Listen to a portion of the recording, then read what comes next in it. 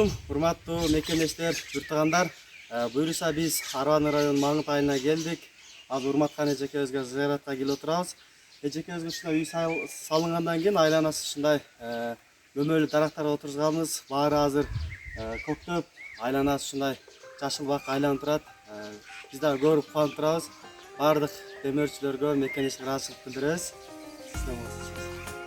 Урматтуу кыргыз элим, мен сиздерге чоң ыраазычылыгымды билдирем. Сиздердин салымыңыздар менен, сиздердин жардамыңыздар менен мынантип үй болуп отурам.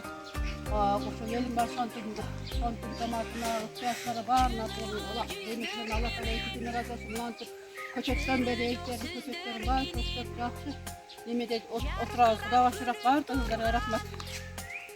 Жайнаган көздөр менен жолукса кандай жакшы, жолуккан кандай жакшы, жолуккан